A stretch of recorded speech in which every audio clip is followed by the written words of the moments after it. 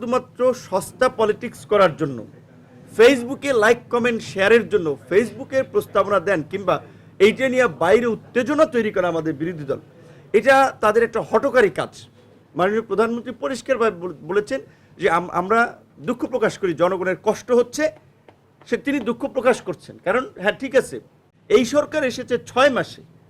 এখন যেটা আমি আপনার বিবিসিতে একটা নিউজ করেছে, আপনারা দেখবেন যে জ্বালানি সংকটের সমাধান কি, বাংলাদেশের জ্বালানি সংকটের ওইখানে যারা বিগত দিনগুলোতে অলওয়েজ সরকারের ক্রিটিক করে, সিপিডির মতো সংগঠন কিংবা ক্যাবের মতো সংগঠন, তারাও এটা স্বীকার করছে যে আওয়ামী লীগের আমলে তড়িৎ সমাধানের জন্য তারা কুইক রেন্টালের নামে নীতি বহির্ভূতভাবে জ্বালানি আমদানিতে অনুমোদন দিয়ে যে লুটপাট করেছে এবং দীর্ঘমেয়াদী টেকসই পরিকল্পনা থেকে দূরে সরে গিয়েছে, সেইটা শেষ দিকে আওয়ামী লীগ কিছুটা আপনার ক্রাইসিস ফিল করেছে। ইন্টারিম গভর্নমেন্ট এসে কিছুটা জোড়াতালি দিয়ে চলেছে কিছুদিন, চূড়ান্ত তার মানে এই ব্যাধিটা বা চূড়ান্ত তার ড্যামেজটা বিএনপির আমাদের ফার্স্ট গভর্নমেন্টের সময় এটা ধরা পড়েছে।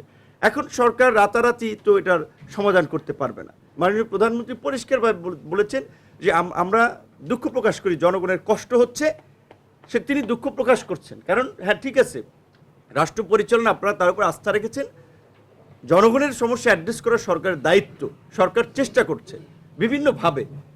এখন এখানে আমি দেখেছি যে আমাদের বিরোধী দলের বন্ধুরা, তাদের উচিত ছিল যে দায়িত্বশীল জায়গা থেকে, আপনারা জানেন যে বিদ্যুৎ জ্বালানি নিয়ে সংসদে জ্বালানির সংকট সমাধানে বিরোধী দলের প্রস্তাবের প্রেক্ষাপটে প্রধানমন্ত্রী একটা কমিটি করে দিয়েছিলেন।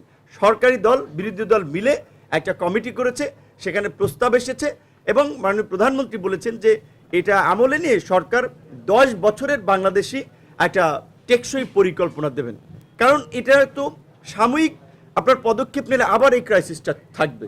সেই জায়গা থেকে সরকার তো বিরোধী দলের মতামত এখানে নিচ্ছে, তারপরেও শুধুমাত্র সস্তা পলিটিক্স করার জন্য ফেসবুকে লাইক কমেন্ট শেয়ারের জন্য ফেসবুকের প্রস্তাবনা দেন কিংবা এইটা নিয়ে বাইরে উত্তেজনা তৈরি করা আমাদের বিরোধী দল, এটা তাদের একটা হঠকারী কাজ।